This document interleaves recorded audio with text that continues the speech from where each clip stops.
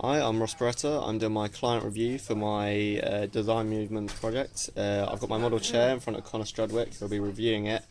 I'm going to start off by asking him a few questions about the aesthetics and everything, and then I'll be moving on to comparing it to my design specification, and we'll give sort of a rating out of 10 based on how well each part has met the design specification. So, first of all, I followed the Bauhaus movement for my chair. You can see some of the pictures here with the designs. How well do you think my overall design has met the sort of design?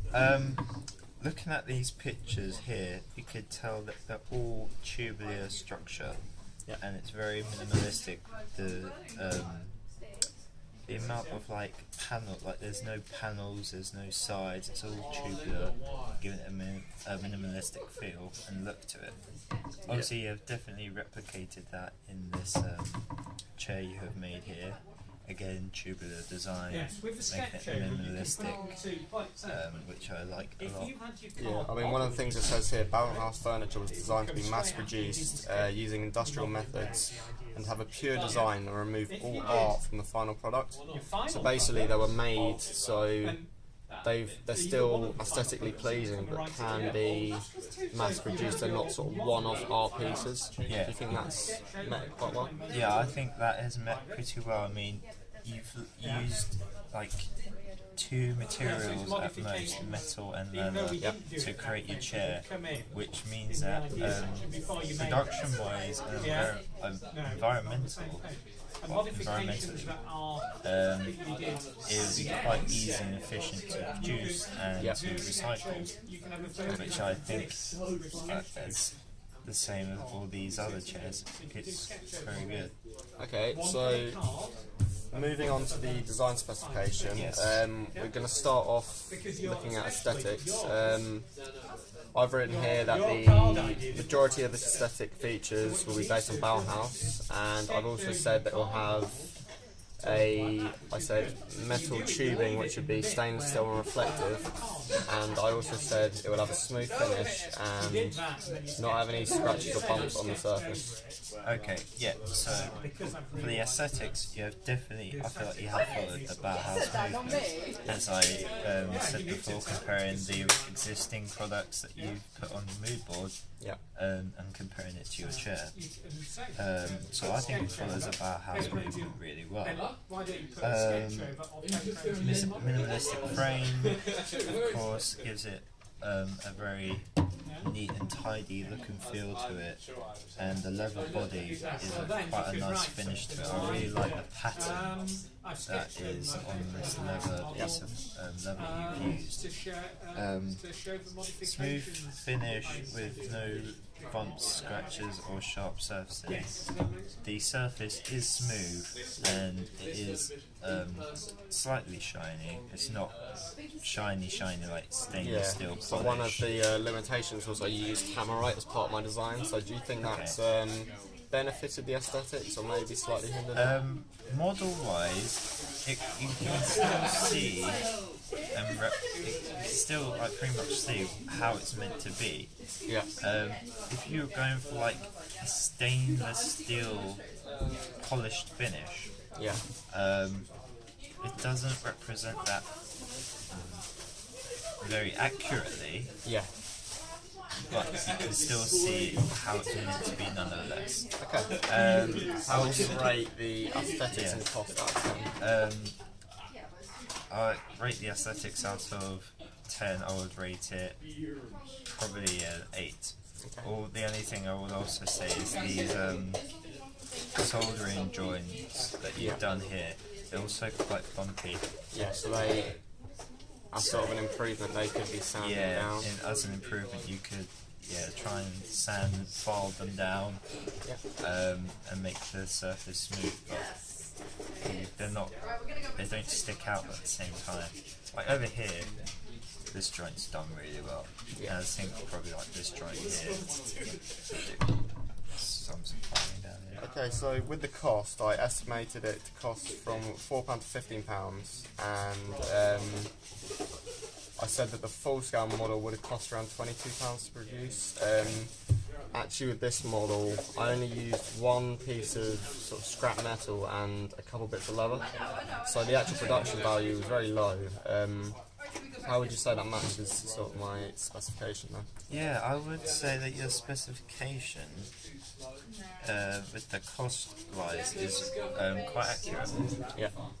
As you explained to me, you use only pretty much two materials, which would have kept manufacturing costs low, Yeah. especially if you mass produce it.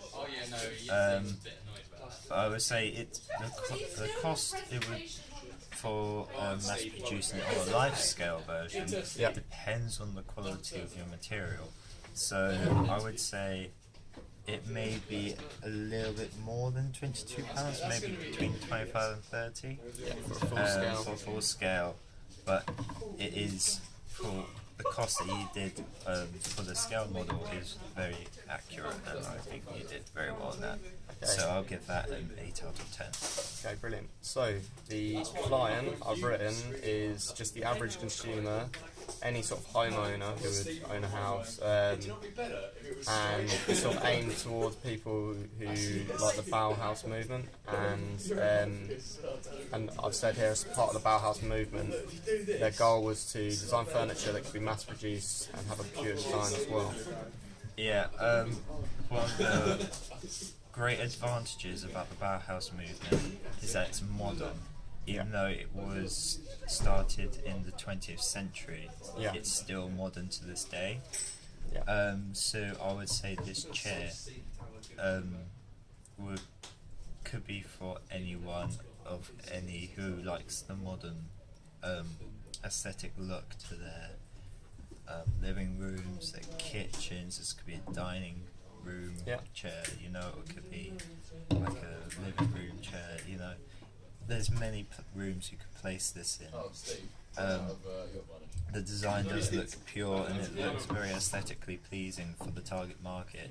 I think your target market is quite wide and quite vast But with because the modernist movement, it covers quite a large market. yeah, it covers a very large market. So I think you would be onto essentially a winner. Okay, so how would you rate that out of 10? For your client, I'll rate that probably a 10 out of 10. Okay. So, with the environment, I've written that I will consider the environment when deciding what materials to use, and I've said that I will use scrap materials when Okay. creating. Yeah, so with the environment, as I said earlier in the aesthetic bit, that because you use minimalistic amounts of materials means it'll be more efficient for the environment. Metal is so easy to recycle, and leather can also be recycled very easily. As you can see the demonstration on this, you could even like switch different leather. You could have white leather, coloured leather, different pattern leather. You can recycle it and give it some you could customize it pretty much by recycling from different materials, which I think is really good. So how would you rate the environment from out of 10? I think out of 10, this would be a good 9 out of 10. It's really good and healthy for the environment. Okay, so safety-wise, I've written that I will, when using a bandsaw creating this, I will clear the air around it, be very safe. I've also mentioned that I will sharpen edges and smooth off edges to make the overall material the same. Yeah, so the surface of the tubular structure is smooth. Where you joined it in the back here, it's very nicely done. It's not sharp. I won't cut myself. So even where it's been soldered, is it smooth? Even though it's or is been it... the soldering, it's like bubbles of metal, so it is smooth.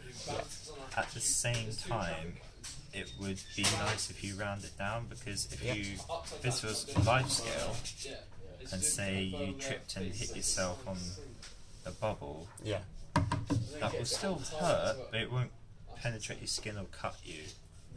But and the comfort, I think the comfort, as we could use this man for example, it's very how would I say, ergonomically well done. Yeah. It's not causing any back problems for the client. It's not causing. Yeah, so just quickly, how would you rate the safety out of 10? And we can move on to the sort of size of the model and how Yeah, well it so works. for safety, it's pretty safe. It's nice, no sharp edges. So I'll Yeah. give that a 9 out of 10. Okay, yeah, so as you've got the model here, this is with the size. I said I'm going to use ergonomic and anthropometric data and use sort of the slightly lower percentile, so even slightly smaller people would still be able to sit on the chair quite comfortably. So this model here is a 1 to 5 scale. How well do you think he's measured compared to the chair, and how comfortable do you think he would sit?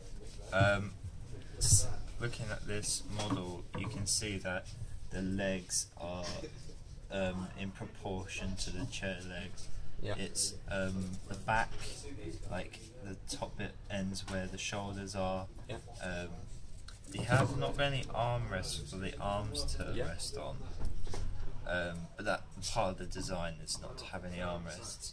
But back-wise and legs in proportion to the chair is very well done. So your anthropometric data is spot on.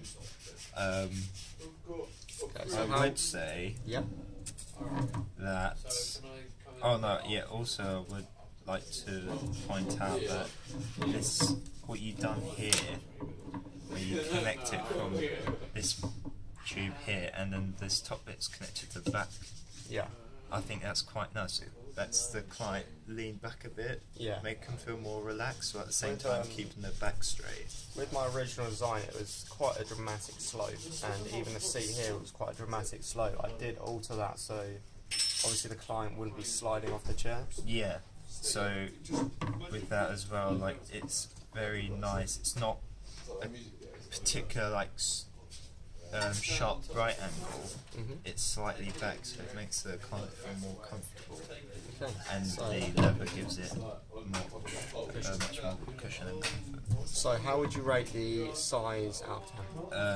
Ergonomically and the anthropometric data is really well done, so I'll give that 10 out of 10.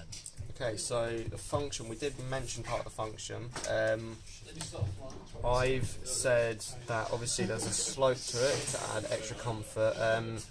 I've said that I'll have cushioning inside of the leather, and I've also said that I might consider some adjustability. So how would you say I've done functionality here? So the only function for a chair is for it to be sat on. Yep. With the way you've done the leather, where you didn't put any feathers or any cushion. It's not like a cushion, but it acts as a cushion because it gives room for the seat to sink in. Yeah. It bends around the back and the bottom of the human body, pretty much. So comfort-wise, I think this is a great idea, and it gives it a great value of comfort to the product.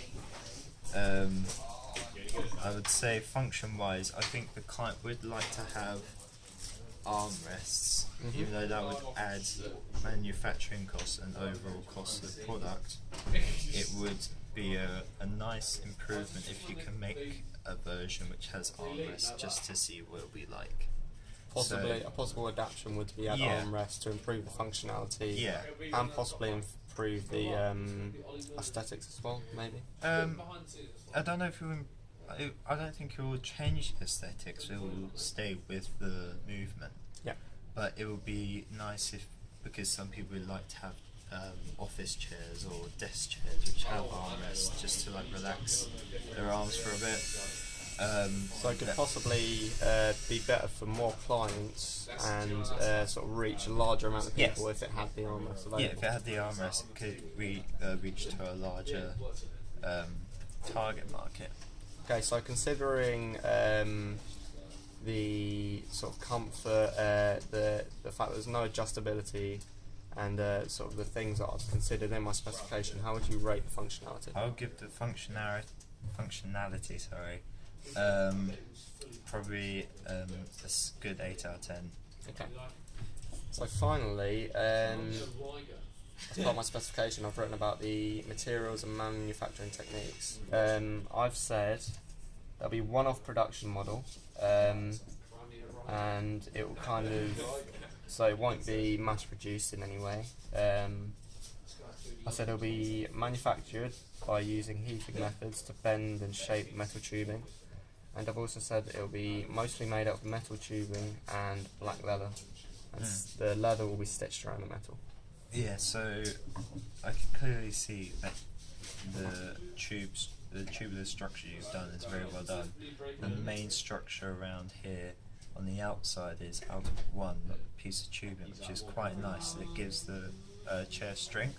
Yeah. Rather than having it in different sections, the joints will make it quite weak. Yeah. Obviously, you had to do some joints for the leather, but that isn't the heaviest. That's not where all the weight is going to go to that. But it's this singular structure, main frame of it, is what's given it its strength, its structure, and I think that's really well done what you did there. The black leather is stitched on. It's very nicely stitched. Yeah. It's been folded over. Yeah. So it will be not caught. The edges won't fray because it keeps getting caught. Which is quite nice. So I think how you manufactured it is very well done. I would just say improvement is to file down the bubbles where the soldering is. Okay, so yeah, finally, how would you rate the materials used and manufacturing techniques used? I'll rate that a 9 out of 10. Okay, thank you very much. That's right.